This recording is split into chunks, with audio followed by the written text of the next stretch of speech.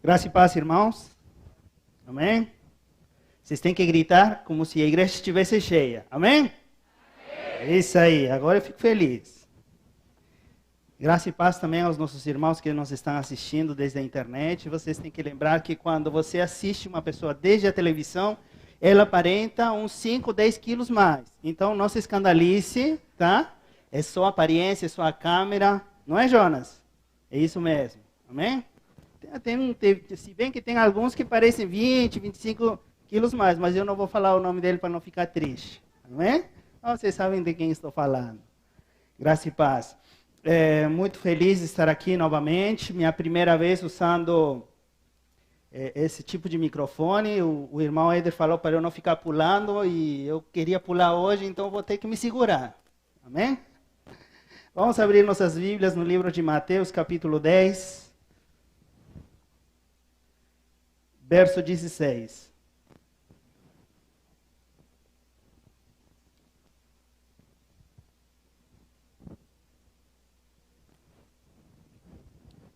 Mateus, capítulo 10, verso 16.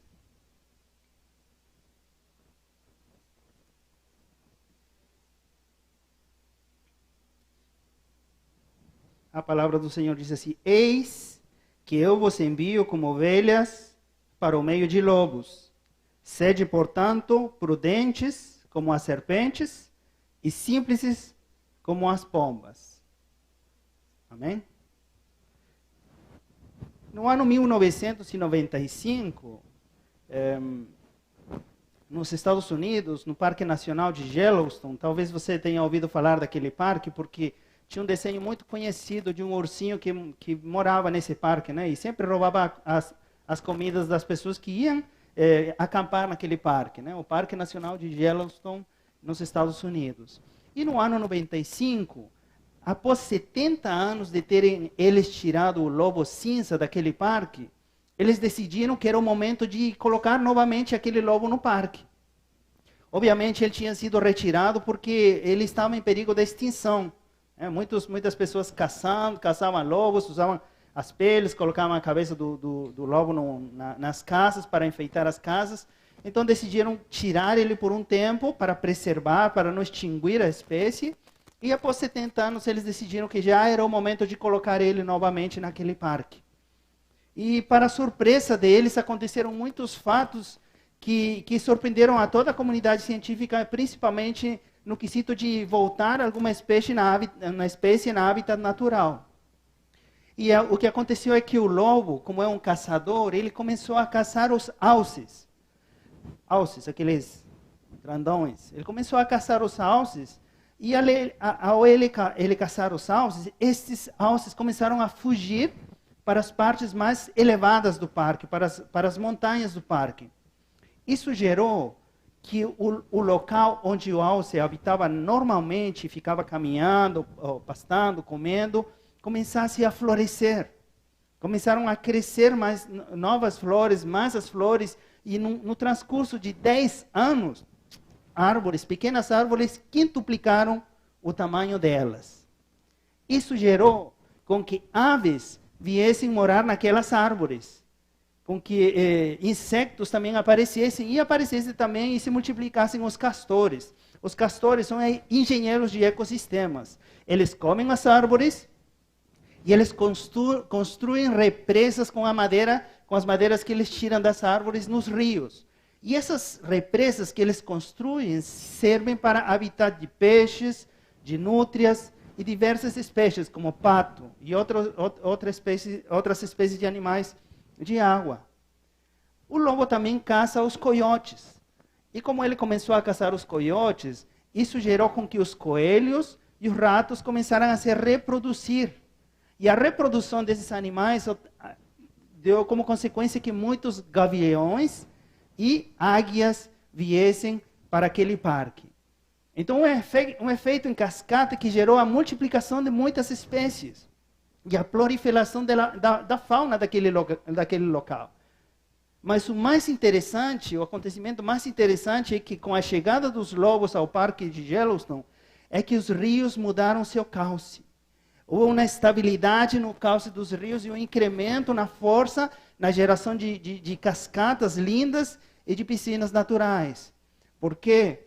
Porque ao lobo levar empurrar o alce diretamente para lugares remotos, aquela fauna, aquela vegetação foi se reproduzindo na beira dos rios. Isso gerou com que a proliferação da terra, o desgaste da terra, não ampliasse o rio e o rio ficasse assim, senão que o rio tivesse um cauce natural e bom e forte, favorecendo também a aparição de muitas outras espécies. Então ninguém ia imaginar que um simples lobo, colocado num hábitat onde ele já morou antes, ia gerar tantas mudanças e tantos cambios numa localidade. Isso trouxe o ensinamento de que os lobos, por mais que sejam ferozes, por mais que sejam animais que caçam, que atacam e que comem outras espécies, a vida deles é muito importante para o ecossistema, para a vida. E aqui no texto que nós temos lido, Jesus fala com seus apóstolos: eu vos envio como ovelhas no meio de lobos. Não é surpreendente isso? Você não se surpreende como você falasse ratinhos? Eu vos envio como ratinhos no meio de gatos. O que vai acontecer? Vão comer os ratos, não é? É interessante pensar como que o Senhor, sendo Deus Todo-Poderoso, sendo o Criador, sendo o pastor, que deveria cuidar das ovelhas, Ele envia as suas ovelhas no meio de lobos. Mas no texto que Jesus falou aí, está se referindo a pessoas, principalmente, que seriam pessoas ferozes, pessoas que eram contrárias à pregação do Evangelho, à doutrina de Cristo, ao ensinamento de que Cristo, através de Cristo, viria a salvação, e eram pessoas que se oporiam ou estariam em contra da pregação do Evangelho. Mas isto também é muito aplicável, a figura do lobo é muito aplicável às situações adversas que eles passariam, por conta da pregação do Evangelho. E se nós trazemos para a nossa atualidade, os lobos representariam adversidades, lutas, situações complexas, situações difíceis, situações adversas, enfermidades, quebras financeiras, problemas de relacionamentos familiares, problemas com pessoas que talvez não vão com sua cara ou com sua crença. Todo tipo de adversidade nós podemos trazer aqui para a figura do lobo. Então, o que eu quero trazer em essa noite é que nós possamos entender de que tudo aquilo que aparentemente possa ser ruim e possa ser contrário à preservação de vida, ou à prosperidade, ou a êxito, ou a caminhar em paz e caminhar bem, na verdade pode ser um motivo ou uma força que ajude a que nós chegamos a alcançar aquilo que Deus trouxe para as nossas vidas. E trouxe para as vidas daqueles discípulos que Ele estava enviando naquele momento. Então, como as ovelhas podem cumprir sua missão no meio de lobos? Como que nós, cristãos, podemos cumprir nossa missão no meio de lobos? Como que nós, como igreja, podemos cumprir a nossa missão se estamos vivendo uma pandemia? Se não podemos sair tranquilamente? Como que é uma igreja, como que missionários, como que você crente pode enfrentar essa situação? Como você pode enfrentar os lobos que estão acechando, que estão tratando de destruir a sua família? E em primeiro lugar, gostaria que podamos entender que precisamos não ter medo dos lobos. Não devemos ter medo dessas circunstâncias. Amém? Amém? Glória a Deus. Não devemos ter medo. Não devemos nos amedrontar, não devemos nos paralisar, não devemos recuar, não devemos nos paralisar ao estado de estar em uma situação de não fazer mais nada.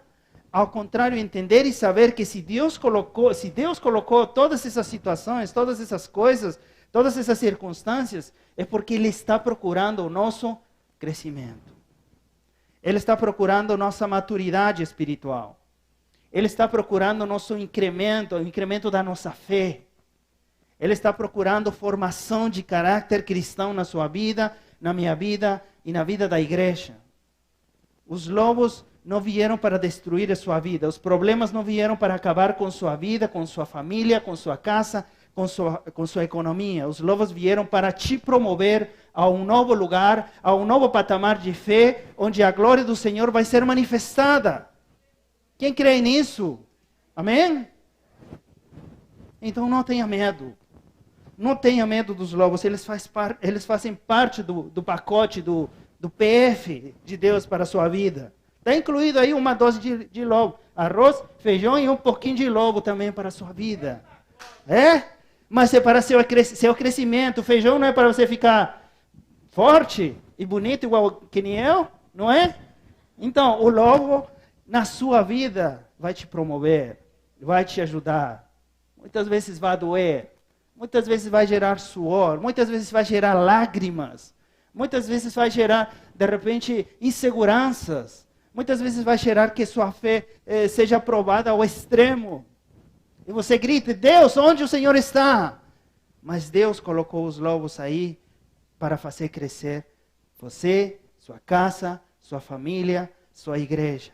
Porque Deus tem bons planos a respeito de você, da sua vida, da sua casa, da nossa igreja, do Brasil e do mundo todo. E o maligno não vai poder contra ela. Amém? Você crê nisso? Amém. Glória a Deus. Eu sempre acreditei que quando Deus colocava provas nas nossas vidas, era porque Deus queria ver se nós já estávamos aptos para alguma coisa, para uma promoção, para fazer uma coisa além daquilo que a gente já está fazendo. Mas nesses dias estudando, eu percebi que Deus não precisa disso. Porque Ele é omnisciente, Ele sabe o meu limite, Ele sabe se eu estou pronto hoje para enfrentar uma situação ou não. Então não é para Ele saber, senão é para eu saber, para eu perceber, para eu enxergar que minha alegria ainda depende da minha situação financeira, para eu enxergar que minha paz absoluta não está em Cristo, senão está no status quo da toda a minha vida, de que minha família está bem de saúde, de que meu trabalho está estável, de que mamãe e papai estão bem, de que eu não perdi o emprego. Quando as provas vêm, você enxerga e você percebe que realmente a sua confiança não está plenamente no Senhor. E Ele sabe disso. Só que Ele quer que você reconheça, você veja e você fale: poxa, ainda não estou preparado. O Senhor continua trabalhando na minha vida. O Senhor continua transformando minha vida, minha casa. Quero crescer, quero incrementar a minha fé, minha confiança, a minha perseverança na Tua palavra, a minha perseverança no fazer da obra do Senhor com zelo, com alegria. Deus está querendo nos mostrar isso. Nós precisamos entender que sem prova não vai haver aprovação. Ninguém aqui passou de ano na escola sem ter uma prova primeiro, né? Ou alguém passou assim sem fazer prova? Não, né? Ninguém, né? Se passou sem fazer prova é um negócio aí meio estranho. Mas normalmente todos passamos uma prova para poder sermos aprovados. Na faculdade, na escola, no seminário, em qualquer lugar. Precisamos passar a prova. Então, sem prova não vai haver aprovação. Sem luta não vai haver vitória. Sem enfermidade nós não vamos a poder ver milagre de cura. Sem fidelidade no pouco, nós não vamos a poder experimentar o que é ser fiel no muito. E sem Cristo e seu sacrifício na cruz, nós não teríamos a salvação. Sempre há um preço a ser pago. E se você já leu sua Bíblia toda, ou parte da Bíblia, você vai perceber que isto é um padrão, é um comum denominador na vida de muitos homens de Deus. Abraão teve que ser posto à prova que tinha que oferecer a vida do seu filho em sacrifício para o Senhor. E embora ele não tenha feito fisicamente, ele fez no coração porque ele decidiu entregar, ele não recusou esse pedido do Senhor. E depois disso foi chamado o homem da fé, o pai da fé. Jacó foi perseguido pelo irmão, foi morar na casa do sogro e o sogro se aproveitou dele, explorou ele, mas tudo isso contribuiu para que ele crescesse e seja um patriarca, e seja pai de 12, daqueles que viriam ao povo de Israel. José teve que ser vendido pelos seus irmãos, José teve que ser caluniado dentro da casa de Potifar e ainda levado para a prisão, para que depois ele pudesse ser o príncipe do Egito. É um patrão, é um comum denominador isso. Moisés teve que passar 40 anos no deserto para ser o libertador de Israel. Se Moisés não tivesse passado todos esses 40 anos, ele não teria conseguido isso.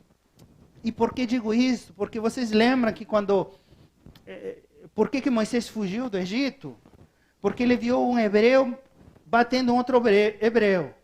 Então ele se sentiu em ira e bateu naquele que estava batendo no outro e matou.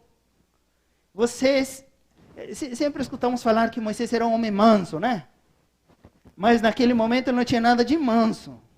E se Deus levasse ele para libertar o povo de Israel, conhecendo a história do povo de Israel como nós conhecemos, ele teria acabado com todos eles, não é verdade? Não é?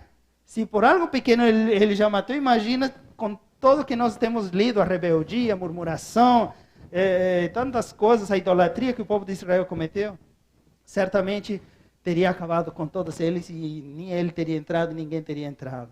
Então faz parte do processo. Ele teve que passar 40 anos no deserto para ser formado. Davi foi perseguido pelo seu sogro Saul para poder se tornar posteriormente rei. Ele padeceu, ele foi perseguido injustamente. Neemias passou por muitas adversidades para poder reconstruir os muros de Jerusalém. E Paulo teve que passar por muitos apedrejamentos, açoites e cadeias para ser proclamador da palavra do Senhor em todo o mundo antigo. Então faz parte, as provas fazem parte, os lobos fazem parte, todos tiveram que passar algum tipo de adversidade e hoje não é diferente nas nossas vidas, todos passamos por algum tipo de adversidade, por algum tipo de luta, por algum tipo de problema, mas creia que isso é para a glória do Senhor, para a manifestação da magnificência, do poder, do amor, da misericórdia do Senhor, da fidelidade do Senhor. Quando eu tinha entre 6 e 8 anos, já não me lembro, apesar de que está bem perto, aconteceu algo muito ruim no meu país. Tivemos um governo extremamente corrupto e tivemos o levantamento de 2 guerrilhas militares. Eles matavam policiais, matavam pessoas, as pessoas que eram contrários às ideias revolucionárias e comunistas deles eram assassinados. E todo dia nós acordávamos e em uma esquina ou em outra esquina nós encontrávamos policiais mortos e com cartéis colados nos corpos deles, falando arengas ou falas comunistas em contra o Império Yankee, em contra o pensamento capitalista, em contra o governo, em contra tudo. E naquela época, todo esse contexto de morte, explodiam também as torres de energia, então ficávamos dias e horas sem energia elétrica. E um governo corrupto, isso gerou com que a estabilidade do meu país ficasse muito ruim. Muito ruim, ao ponto de que um dia você comprava um pão por 10 centavos, no dia seguinte você comprava um pão por R$1 e no dia seguinte por R$10. Então nós acordávamos sem saber como seria cada dia, quanto a inflação subiria. E pouco a pouco chegou a situação em que você já não encontrava mais pão, você já não encontrava mais arroz, você já não encontrava mais açúcar, porque começava a escassear, porque aquelas pessoas que tinham mais compraram muito e guardaram, ou porque simplesmente não se estava produzindo mais. Então o governo começou a levar em caminhões do exército, 4 da manhã, em diferentes lugares, e você tinha que ir cedo, 4 da manhã, e fazer uma fila para pegar 1 quilo de arroz e 1 quilo de açúcar, e se você tiver sorte, uns pães. E eu tinha 6 a 8 anos, eu me lembro, mas eu falei com meu pai, muito preocupado pelo pão. Eu gostava de pão. Pai, o que a gente vai comer no café da manhã se não vai ter pão, se está muito caro o pão? Meu pai estaria mais preocupado com muitas outras coisas que o pão. Ele falou, tranquilo, filho, Deus vai prover. Deus vai prover, filho, tranquilo, Deus vai prover. A minha família, naquela época, nós tínhamos um contexto bem simples, bastante simples, nossa economia. Meu pai era obreiro, então ele não ganhava muito dinheiro, e essa crise estava afetando todo mundo. Eu não sei como Deus proveu o pão, mas eu não tenho lembrança de ter faltado pão na minha casa. E isso gerou uma confiança no meu coração hacia Deus, em que Ele é provedor de tudo. E que nada vai deixar faltar aos seus filhos. E quando conheci Deus, comecei a conhecer Deus e entender e saber que Ele é fiel. E nunca tenho visto um justo desamparado e sua semente mendigar o pão. Então confie, creia. Os lobos vêm para tentar destruir sua paz, mas Deus quer usar isso para te promover, te levar a um novo patamar de fé e confiança no Pai. Assim como eu confio no meu Pai, porque naquela idade você pensa como seu pai e seu todo. Há uma figura de Deus para você, porque você não consegue enxergar a grandeza de Deus, então para você, Deus é seu Pai. E ele me disse, tranquilo, Deus vai prover tudo, então me levou a confiar em Deus e crer que Ele podia e pode suprir a todas as nossas necessidades. E durante todo o transcurso da minha vida, tenho visto isso de forma fiel em Deus, suprindo todas as nossas necessidades. Não que não tenhamos passado apertos financeiros, não que não tenhamos passado por lutas, não que não tenhamos passado por situações difíceis economicamente, mas sempre a minha confiança e o meu coração sabia que Deus vai prover. Deus vai prover. Ele sempre provê. Eu não sei de onde tira, mas Ele tira. E conhecendo experiências de missionários, quando estavam em lugares remotos e o gás acabava e começavam a orar, Deus não tem dinheiro, Deus não tem aonde comprar, não tem aonde ir, e Deus enchia o gás daqueles missionários. E tantas experiências de fé de missionários me incrementaram ainda mais minha fé a acreditar que nosso Deus realmente é fiel para cumprir todas as suas promessas e não vai deixar nenhum dos seus filhos desamparados. Amém? Então creia, confie e Deus vai prover. E Ele quer te levar a um novo nível de fé e de confiança. Porque Ele te ama, porque Ele está mais preocupado por você do que você mesmo, por você mesmo, valga tanta redundância falando. Ele está muito mais interessado na sua vida, no seu bem-estar, mas além do físico, aquilo que há no seu coração, porque de Ele emana a vida. Então mantenha seu coração confiante, não tenha medo dos lobos, porque certamente eles vão te levar a um lugar melhor em seu relacionamento com Deus. Amém? Então aí eu compreendo, por isso, Senhor, você está enviando os seus cordeirinhos no meio dos lobos. Nós não devemos temer os lobos, para que possamos fazer aquilo que Deus nos manda. Mas em seguida, como segundo ponto, nós devemos entender que nós somos enviados, ainda que pareça perigoso. Nós somos enviados, eis que eu vos envio como ovelhas para o meio de lobos. Nós somos enviados, eu vos envio. Primeiro, não tenha medo dos lobos. Eu vos envio, eu vos envio. Eu vos envio, Ele nos está enviando porque certamente há uma necessidade que nós devemos como igreja, como pessoas, como filhos de Deus, cumprir ou ajudar ou suprir ou fazer algo para que essa necessidade seja suplida. E o maior suplemento na vida das pessoas é levar Cristo para elas, para que elas tenham Ele no coração e assim possam entender e compreender aquilo que nós temos em nosso coração, uma confiança e fé que é inabalável.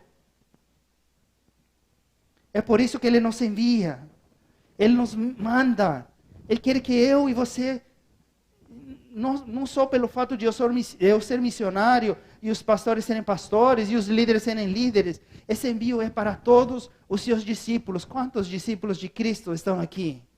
Amém? Então esse envio é para todos, não é só para o missionário.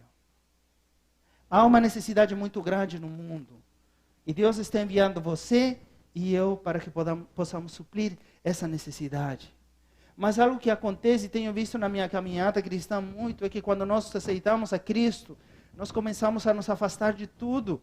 Obviamente para nós não sermos influenciados pelas coisas más, pelo pecado, para não seguir a corrente desse mundo, para não sermos influenciados pelos velhos amigos e pelas velhas práticas, vamos nos afastando. Pero algo vai acontecendo em nossas vidas e que nos vamos acomodando a um estilo de vida de cristianismo religioso. E não um estilo de vida cristianismo que o Senhor nos chamou para que vivamos. E nós vamos acomodando em nossas cadeiras, começamos a entrar na rotina de assistir cultos, de assistir os estudos. Você faz o curso para homens e outro curso para homem. Você faz o curso para mulher, você já fez todo o seu trilho. Então você fala, não, já fiz tudo, agora vou fazer de novo. E você faz tudo de novo. E não estou falando mal disso, não digo que isso seja errado, não digo que isso não seja importante. Mas se você começa a entrar nessa rotina e você começa a esquecer para qual propósito você foi chamado, porque nós, como fala Timóteo, nós fomos salvos e nós fomos chamados. Se nós fomos chamados, nós somos enviados. E é fácil entrar no comodismo. E é fácil entrar numa situação de paralisia. Porque todos nós, nossa carne quer, nosso corpo quer estabilidade. Nosso corpo quer que nós estejamos tranquilos, sossegados na sala, vendo televisão, na nossa super telona, vendo o futebol, vendo os filmes, o Netflix. A nossa natureza quer isso. E também não é que seja errado, mas se tudo aquilo te tira do propósito para o qual Deus te chamou, se tudo aquilo tira o foco para o qual Deus te chamou, existe um problema. E você está indo na direção errada. E você precisa voltar ao velho sendero, ao velho caminho, à velha palavra, ao ide. Ele te salvou, Ele te chamou e Ele está te enviando. Então você precisa mudar a sua postura. Você precisa mudar a sua atitude. O que acontece muitas vezes com as pessoas que estão paralisadas é que elas começam a sentir-se incomodadas. Então, começam a reclamar do culto. O culto hoje não esteve muito bom. O missionário lá que fala muito enrolado, não entendi nada do que ele estava falando. O pastor deveria pagar umas aulas de português para ele, de repente. A igreja deveria investir. O louvor não esteve muito legal hoje, né? O irmão esqueceu a letra, sei lá, não saiu da nota. Eu nunca sei das notas, né? Mas alguém pode, talvez entendido, começa a reclamar das notas. Não, que pouca iluminação, muita iluminação. Esse curso para homens é muito longo, eles batem muito nos homens. Esse curso para mulheres é muito mimimi. Esse curso de célula já fiz. Esse curso de finanças não fez efeito na minha vida. E que você começa a murmurar do seu líder de célula, do seu pastor, do curso que você fez, da igreja. Tudo começa a te incomodar.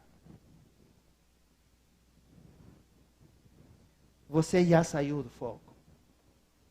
Você perdeu a perspectiva para a qual Deus te salvou.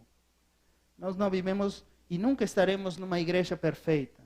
Nós não estaremos nunca numa célula perfeita. Nós não assistiríamos, nunca vamos assistir um curso de homens ou de qualquer outro tipo perfeito. O que muda é a nossa perspectiva das coisas quando nós mudamos o nosso coração. E quando nós tiramos nosso coração daquilo para o qual Deus nos chamou. Para ir. Eu vos envio.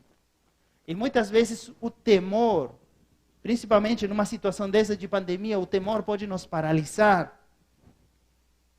E fazer com que nós não façamos mais aquilo para o qual Deus nos chamou. E certamente Deus pode idear ou nos mostrar muitas formas diferentes de fazermos aquilo para o qual Deus nos chamou. E talvez não seja a nossa área de conforto, nossa forma de fazer mais agradável, mas Deus vai nos dar e nós precisamos nos amoldar a isso. Porque os tempos mudam, mas Deus não muda, a palavra não muda e os seus efeitos na vida das pessoas não mudam. E elas continuam precisando e hoje mais que nunca continuam necessitando ainda mais de Deus. Precisam mais de Deus. Todo dia, se você repara nas notícias, você vê que as pessoas precisam mais de Deus. Mas se a igreja, quando eu falo igreja, não falo especificamente da denominação, senão eu e você. Se a igreja se esconde, se retrai, é como a história daqueles lobos, quando eles foram tirados. A vegetação começou a sofrer. Algumas espécies começaram a sumir pela ausência do lobo. O que acontece quando a igreja do Senhor não faz aquilo para o qual foi chamado, coisas também começam a acontecer. Muitas pessoas começam a entrar nos vícios das drogas, da bebida, da desesperação, do suicídio, do roubo, da delinquência, da desesperança, do divórcio, do adultério. Porque a igreja foi tirada daquele meio. E às vezes nós mesmos nos retiramos daquele meio. Mas Deus quer que nós sejamos enviados e nós voltemos. E assim como os lobos chegaram naquele lugar, eles causaram um impacto tão grande que o ecossistema daquele bosque mudou, daquele parque nacional. Então o Senhor está querendo levantar eu e você e essa igreja, e sua vida e sua célula, para que nós voltemos e nós entremos naquele mundo caótico que está precisando de Deus. Amém?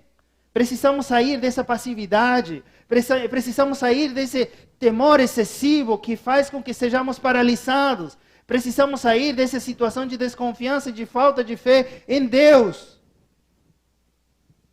Porque ainda que exista perigo, Deus está com você e comigo. Ele nunca vai te deixar, Ele não vai te desamparar, porque Ele quer que a obra dele seja feita, seja cumprida e muitos cheguem ao conhecimento pleno da palavra do Senhor.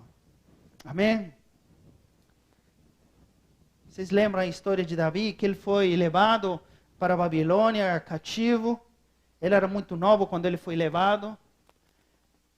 Mas mesmo assim, ele decidiu ser um diferencial, mesmo naquele meio de muito paganismo, de muita idolatria, de muita perversidade. Ele decidiu não se contaminar e ser um diferencial naquele lugar.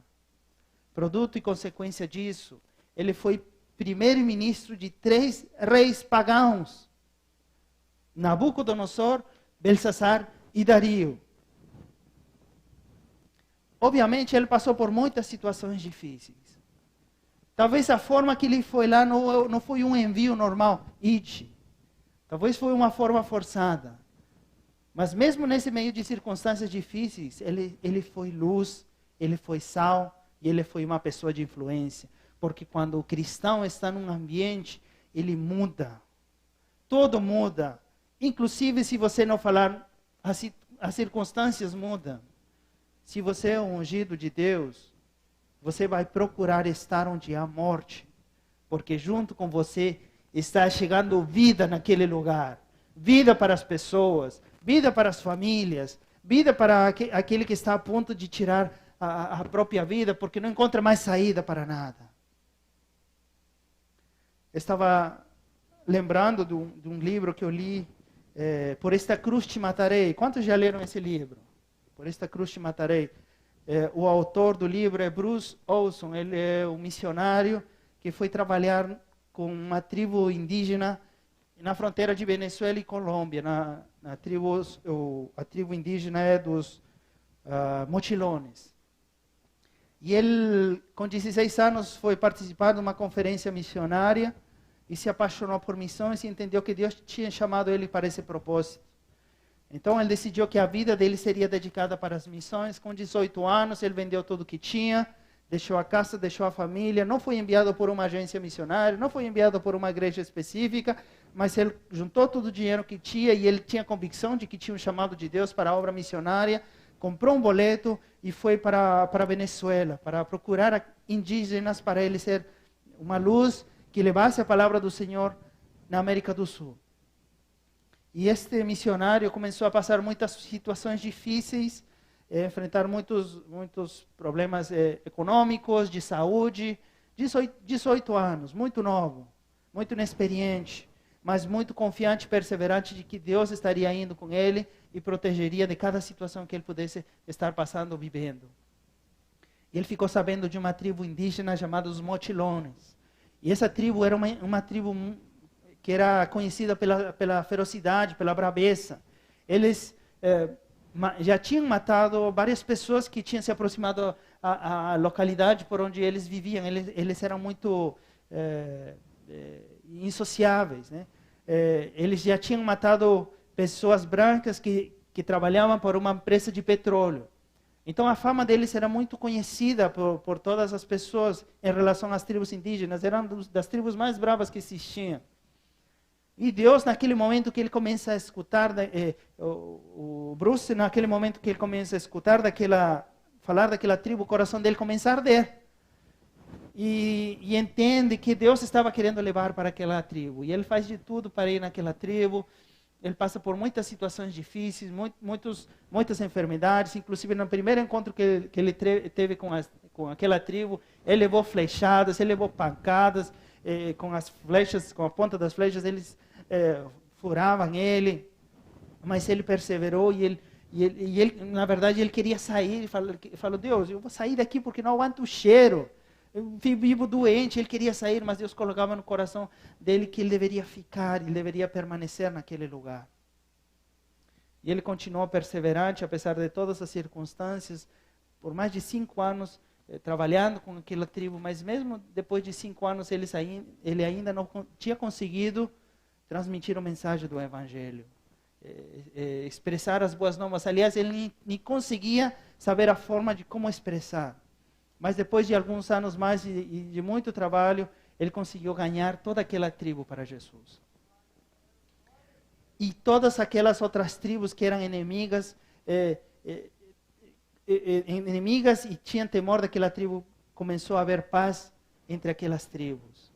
Em uma ocasião que ele foi sequestrado por uma guerrilha colombiana, porque queriam que ele fosse parte da guerrilha, que ele assinasse um documento que ele estava se tornando parte da guerrilha.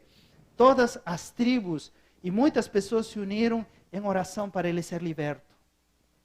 Ele ficou preso durante 10 meses. E quando ele saiu, só depois que ele foi libertado e nunca assinou nenhum termo, inclusive levaram ele para fuzilar, os soldados colocaram balas de salva, se fala, né? Mentira? Festim. E fizeram todo aquele ritual de fuzilamento. Atiraram nele, ele falou, Senhor, entrego a tua vida nas tuas mãos, é assim que eu vou morrer. E eles atiraram, mas na verdade era a última tentativa de fazer ele desistir, dele entrar naquela guerrilha, de fazer parte daquela comunidade. Mas ele não desistiu. Então, depois de 10 meses e depois de muitos militares convertidos ao Evangelho, ele foi liberto.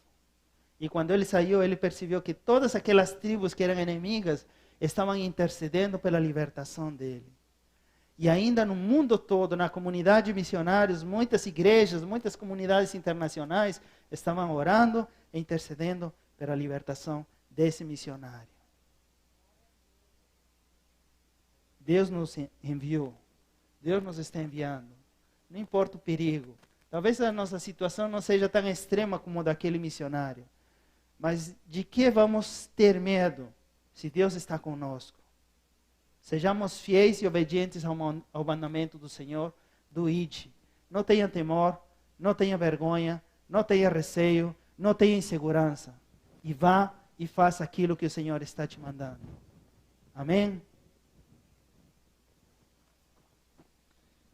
E em terceiro lugar, no verso 16 fala... Sede, portanto, prudentes. Tem uma versão que fala, sede astutos como as serpentes. E essa versão me chamou a atenção. Eu estive pesquisando e realmente, inclusive no espanhol também, na versão Reina Valera, fala para sermos astutos. E é algo que você, como líder de célula ou pastor, você não aconselha as suas ovelhas sobre isso.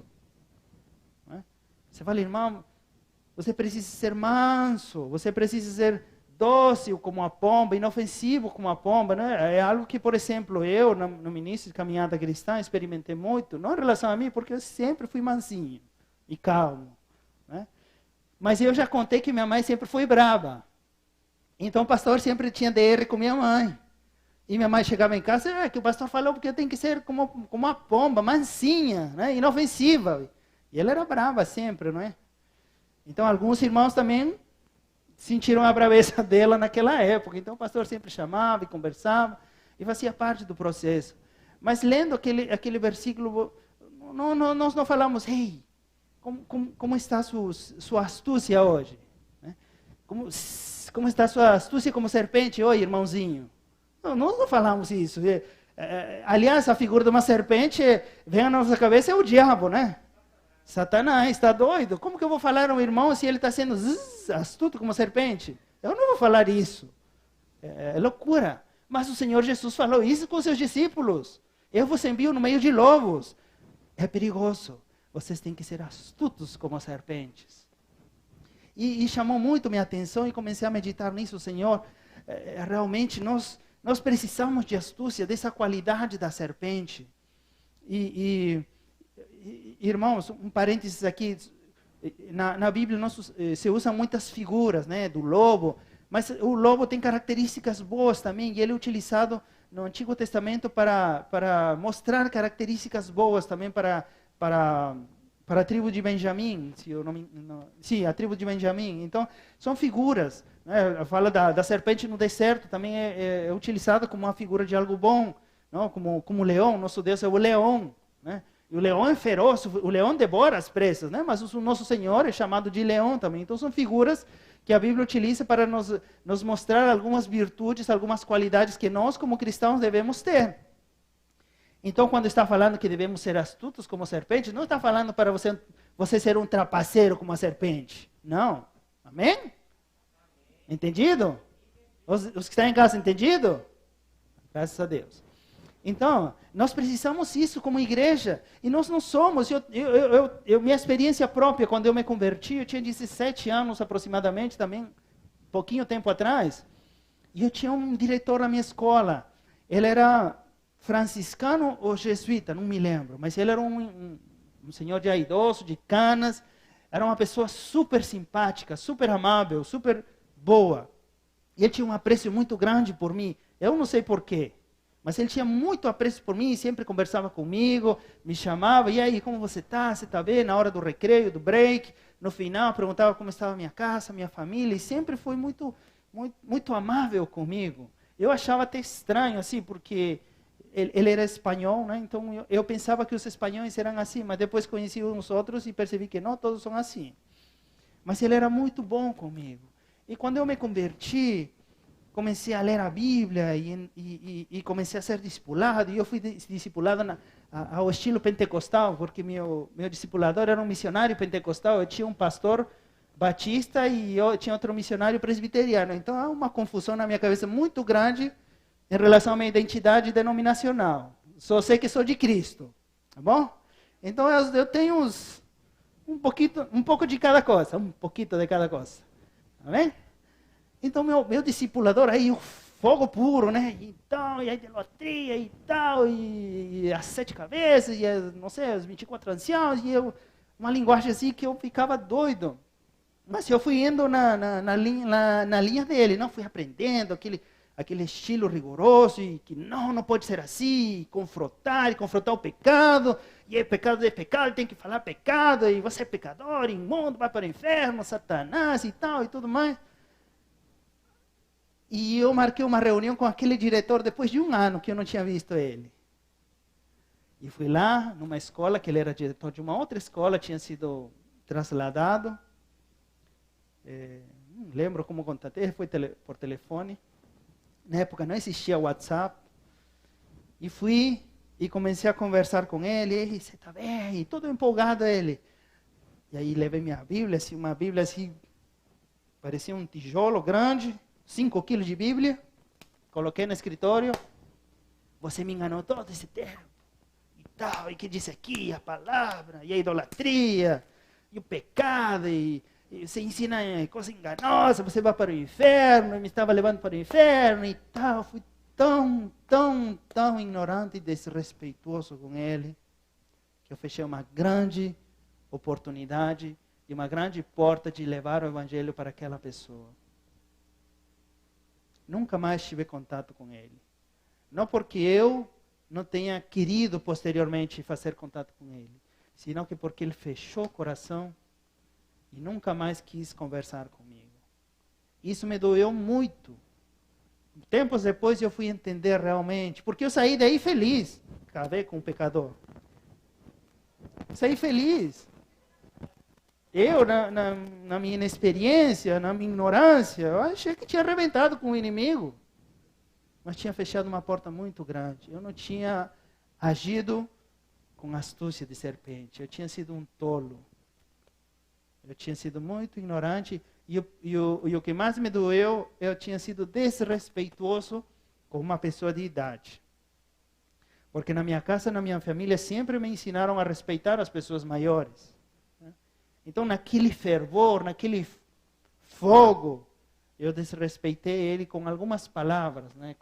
Não xinguei, não ofendi, não, sei lá, acho que ofendi, mas não dei o lugar que ele merecia, por ser uma pessoa de idade e ter sido o diretor da minha escola.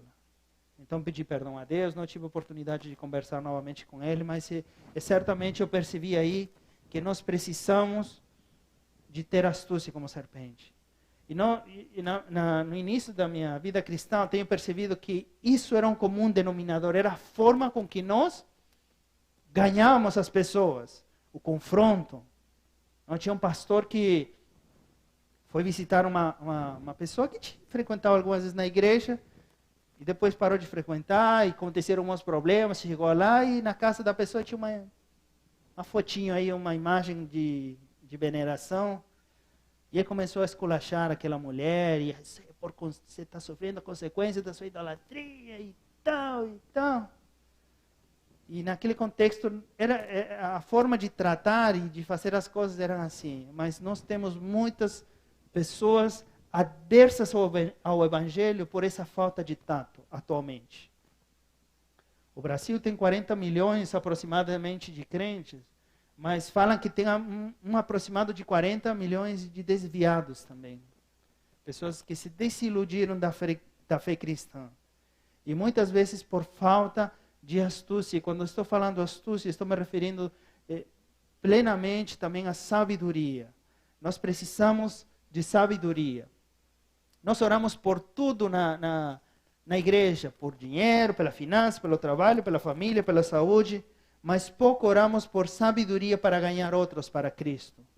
Não é uma preocupação tão forte nas nossas vidas, mas é uma necessidade muito grande nas nossas vidas, de aprendermos a sermos sábios para que nós possamos chegar com a palavra certa, no momento certo, na forma certa e com a pessoa certa. E certamente Deus está interessado e está trabalhando e está se movendo e está fazendo para que tudo isso aconteça. Então precisamos pedir sabedoria a Deus. E depois, lendo a Bíblia, começando a conhecer o apóstolo Paulo, comecei a perceber que realmente ele agia com sabedoria quando ele encontrava pessoas que não conheciam de Deus, que não conheciam do Deus de Israel, do Deus vivo, não conheciam de Jesus. A forma de abordar essas pessoas me chamou muito a atenção, e as palavras que ele usou na forma que ele falava com aquelas pessoas. Se você lê Atos 17, recomendo que você leia posteriormente em casa, você vai perceber que quando ele chega naquele lugar e vê muita idolatria, os templos cheios de imagem, tinha Deus aqui, Deus daqui, Deus daqui, Deus daqui, um monte de Deus, inclusive tinha um requadro aí, um altar para o Deus desconhecido. Por se nós esquecemos de algum Deus, aí fazemos um altar para o Deus desconhecido. Então era tamanha a idolatria que eles idolatravam aquilo que não conheciam também, por via das dúvidas, né? Então o apóstolo Paulo chega lá e se sente indignado com tanta idolatria. Mas quando eu estava lendo minha Bíblia, eu talvez pensei que ele agiria, né? Igual eu agi com o meu ex-diretor da escola, mas ele foi muito sábio quando ele começou a compartilhar o Evangelho. Inclusive, ele foi convidado a falar da fé dele no Areópago. O Areópago era um lugar onde tinham as pessoas de autoridade e debatiam e conversavam acerca de ideias filosóficas e políticas daquele tempo. Era um lugar importante, né? Era um lugar onde qualquer um não era convidado. E ele começa seu discurso assim: varões, vejo que vocês são muito religiosos. Ele fala religiosos. Notem que ele não fala, vocês são pagãos idólatras. Vão para o inferno se vocês continuam assim. Não, vocês são muito religiosos. E ele começa a discursar e a falar. E no meio da fala dele, ele utiliza partes de poesias de poetas gregos. Se você lê no 17, capítulo 22, ou 28, perdão, ele vai falar a seguinte frase: pois nele vivemos e nos movemos e existimos. Pois nele vivemos e nos movemos e existimos. Eu sempre acreditava que isso era um atributo de Deus e Paulo estava falando de Deus. E ele estava falando efetivamente, mas achava que era a revelação de Paulo, de Deus para ele. Mas não, essa era uma parte, era uma citação de um poeta chamado Epimênides. E esse poeta viveu 600 anos antes de Cristo. Por quê? Porque Paulo sabia que se ele falasse acerca da história hebraica, eles não entenderiam. Se eles falassem com uma linguagem acostumada ao povo de Israel, acerca do cordeiro, do sacrifício e todas essas coisas, eles não conseguiriam entender. Mas ele levou essas pessoas a conhecer Deus, a saber quem era Deus e a grandeza de Deus, utilizando partes dos fragmentos daquilo que essas pessoas conheciam. Não é interessante? Então eu posso chegar para alguma pessoa e falar acerca de Jesus e posso utilizar uma linguagem que ela possa entender. Aliás, tudo que Jesus falou no Novo Testamento, quando ele esteve aqui na Terra, era uma linguagem que as pessoas podiam entender. Porque falava da agricultura, falava do campo, falava das flores, falava das plantas. Eu sou bastante citadino. Se alguém viesse falar a mim do campo, eu não entenderia nada. Nada. Eu nem sabia que era semente de mostarda. Não sabia. Então a linguagem tem que ser expressada com sabedoria. Nós devemos saber chegar àquelas pessoas para as quais Deus nos está enviando. E certamente Deus vai te ajudar e te dar essa sabedoria, esse discernimento para você poder também fazer isso. Aquele missionário que eu estava comentando com vocês, que trabalhou com os mochilones na fronteira da Venezuela e da Colômbia, ele ficou 5 anos aprendendo o dialeto deles, tratando de diversas formas, da forma que ele conhecia, expressar quem era Cristo e de que eles precisavam da salvação. Mas eles não conseguiam assimilar isso, eles não conseguiam entender isso. E ele estava muito frustrado por aquilo. E pediu a Deus, me ajuda a que eles te conheçam. Eu não sei mais como fazer. Eu não consigo falar a linguagem que eles possam entender. Eu não consigo chegar ao coração deles. Me ajuda. E certamente o Senhor estava muito interessado na salvação daqueles mutilões.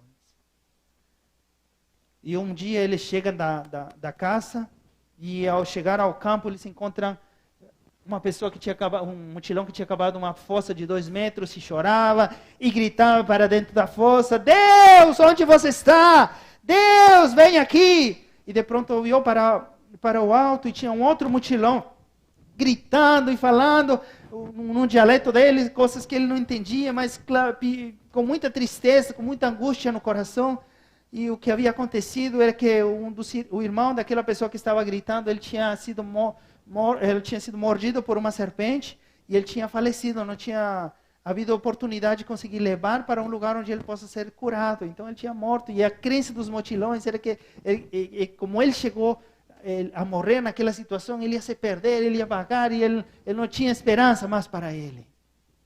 E eles estavam chorando e ele não entendia. Ele até parecia que era meio cômica a situação pela forma como estava, mas depois ele percebeu a seriedade do assunto e conversando com uma pessoa que ele era o discípulo dele, ele chamava de Bob, ele começou a entender e a conversar sobre algumas lendas dessa tribo. E uma das lendas daquela tribo era que os mochilones estavam afastados de Deus porque um falso profeta tinha vindo muitos anos atrás e tinha enganado eles. Então ele, seguindo esse falso profeta, tinha se afastado de Deus e Deus não queria mais contato com eles. Então eles viviam numa situação na qual Deus não gostava, não queria dos mochilões por conta deles terem ido atrás desse falso profeta. Mas existia uma outra lenda, em que viria um profeta de cabelos loiros, e o Bruce tinha cabelo loiro, e que ele trairia Deus para eles em forma de talo de bananeira. E o missionário fala, como é isso, talo de bananeira? Não entendo, não consigo entender. E o Bob fala, pega o machado e corta uma bananeira que estava por perto, corta, joga ela no chão, a bananeira roda, e ele pega o machado e bate no talo da bananeira no meio. E uma parte da bananeira abre assim. E o talho tem várias camadas, abre, e tem semelhança de um livro. Então Deus ministra ao coração de Bruce que isso é muito semelhante ao livro, e ele fica surpreso. Então ele vai correndo na caminha dele e pega a sua Bíblia e traz e mostra para eles. E começa a folhear a Bíblia. E eles ficam muito surpresos e começam a pegar a Bíblia dele e começam a rasgar as folhas. E começam a comer e rasgar as folhas. Ei, calma! Nós queremos Deus, nós queremos que Deus volte a nós queremos que não sejamos mais abandonados, nós queremos que Deus ressuscite meu irmão. E começam a comer as folhas. E Bruce fica muito surpreso com isso. E ele continua conversando, tratando de entender mais. Um dia aconteceu isso. E ele lembrou de uma outra lenda, porque ele tentava explicar como Deus, através desse livro, ele se manifestaria e traria salvação para eles, o que significava esse livro e a relevância dele na vida das pessoas que acreditam no livro. E ele lembrou de uma outra lenda dos mutilões. A lenda falava que um homem viu umas formigas construindo casas. E o homem chegou perto das formigas para ajudar elas a construir as casas. Ele ficou muito comovido com o trabalho delas. Ele chegou perto para construir e as formigas saíram correndo e fugiram. E ele ficou pensando, como que eu faço para ajudar as formigas? Quero ajudar que elas construam, porque a chuva vai vir. Eles vão ser esparcidas todas. E ele pede a Deus para ele se converter em uma formiga. E poder chegar e conversar com elas. Ele se converte em formiga. Chega perto e começa a conversar e falar, eu sou aquele homem, quero ajudar. Eu quero vir aqui para ajudar. E as formigas não acreditavam nele. Naquele momento, essa formiga se converte em homem. E a partir daquele momento, as formigas aceitaram a ajuda daquele homem para construir a casa deles. O Bruce lembrou daquela história. E é um paralelo muito grande com aquilo que Cristo fez pelas nossas vidas. Ele tomou a forma de homem. Viveu como homem, padeceu como homem para morrer por mim e por você, pelos nossos pecados, para nos ajudar por nossos pecados. Então ele utilizou essa história, muito legal, ele utilizou essa história e falou que Jesus é como uma formiga. Que os mutilões são como formigas e Jesus é aquele homem que veio aqui na terra para trazer salvação. Toda essa história, todo esse paralelo que Bruce contou a Bob, comoveu muito ele. E ele entregou o coração dele para Jesus. Falou, Bruce, eu quero... Ele chamava de bruxo. Não sei se pronuncia bem. Eu quero Deus na minha vida. E ele aceitou Jesus. Depois de alguns dias, teve uma festa, na qual ele sempre, nos balanços, nas árvores de 6 metros de altura, ficavam se balançando e cantando por 12, 14 horas. Ele se balançando, aquele que tinha se convertido a Jesus, foi desafiado para ficar 12 horas cantando, e ele começou a cantar e a contar a história do homem-formiga, do livro no talho de bananeira e da transformação que tinha acontecido na vida dele. O missionário nunca viu os índios mutilones tão intrigados e tão paralisados escutando a mensagem. E todos eles decidiram entregar sua vida para Jesus. Amém? Todos eles. Todos eles. Então, meus irmãos, Deus tem uma forma para chegar a cada pessoa, a cada tribo e a cada nação. Ao seu vizinho, a sua vizinha, seu colega de trabalho, a pessoa do seu condomínio, seu irmão, seu pai, sua mãe. Toda pessoa tem uma forma de ser alcançado para Jesus. Nas nossas forças e na nossa sabedoria nós não conseguimos. Mas precisamos ser sábios e pedir ajuda a Deus para que nos ajude e nós possamos levar a mensagem certa, na hora certa, e certamente eles entenderão e conhecerão quem é Deus e o que Ele pode fazer nas nossas vidas. Amém? Como ovelha no meio de lobos. Não tenha medo dos lobos. Eles não estão aqui para te destruir, porque maior e somos mais do que vitoriosos em Cristo. A vitória está garantida, está ganha. Eles vêm para trazer crescimento, amadurecimento, fortalecimento. Vai, Ele nos enviou. Vai, Ele te enviou. Vai. Vai sem temor. Mas seja astuto como a serpente. Peça a sabedoria a Deus, a astúcia a Deus, e certamente você vai ter uma vida cristã efetiva. Se você está paralisado, talvez por temor ou por algumas circunstâncias, você precisa, assim como um lobo, entrar no habitat para o qual o Senhor te chamou. E precisa se levantar, sair daquela inércia e se mover com a ajuda do Espírito Santo para levar a salvação para a vida de outras pessoas. Amém? Vamos orar?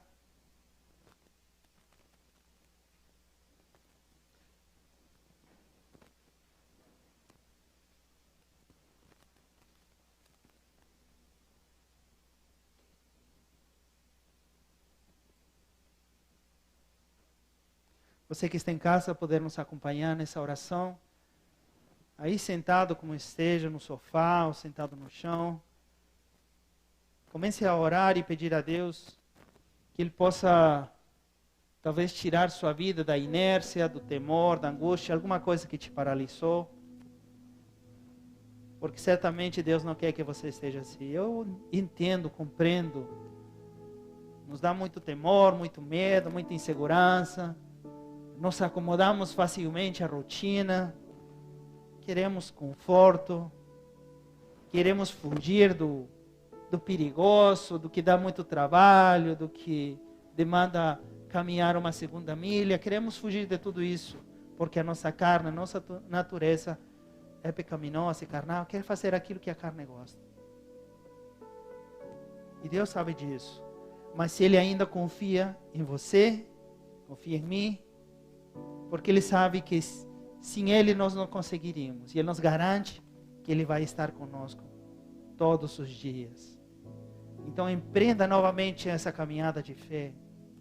E vai e faça a obra do Senhor. Não tenha medo dos lobos. E clamemos a Deus por isso. Pai, em nome de Jesus, colocamos as nossas vidas diante do Senhor. Reconhecemos, Senhor, que existe temor, existe angústia, porque às vezes não sabemos o que vai acontecer amanhã. Mas que a nossa confiança possa estar plena e ardentemente em Ti, Deus. E indiferente das circunstâncias, possamos confiar como crianças, sabendo que o nosso Pai nunca falha. E se o nosso Pai nos envia no meio de lobos, ou adversidades, ou problemas, que a convicção e a segurança de que Ele vai estar conosco e nos vai ajudar a vencer cada uma delas seja tão forte no nosso coração, que não tenhamos medo de nenhuma delas. Se alguém está desanimado enquanto a fazer a obra do Senhor, expressar a sua fé, levar as boas novas para outras pessoas, e pensa, como que eu vou levar as boas novas para alguém? Se eu estou muito afligido, se eu perdi o emprego, se eu não tenho às vezes dinheiro para chegar ao final do mês. Que o Senhor possa levar para você uma confiança e uma fé tão grande, e você possa ver a mão de Deus nessa mesma semana agindo na sua vida, na sua casa, na sua situação financeira, na sua família, na saúde dos seus familiares. Você possa ver Deus se glorificando e fazendo maravilhas como Ele sempre faz, como Ele fez e como Ele fará na sua vida, na sua família, nesta igreja e no Brasil todo. Senhor, move essa igreja. Senhor, toca os missionários que estão nos assistindo agora. Em sua vida de cada um deles, Senhor. Sei que é um momento difícil para cada um deles. Arder no coração fazer a obra, mas não poder fazer muita coisa. Mas a confiança que o Senhor certamente está acompanhando cada uma dessas situações, possa tranquilizar os corações. Em nome de Jesus, muito obrigado por essa noite, Pai. Que saiamos daqui diferentes de como chegamos, Senhor. Que saiamos daqui confiantes, perseverantes, sabendo que o Senhor nunca falha, Pai. Em nome de Jesus. Amém. Amém. Deus abençoe, meus irmãos.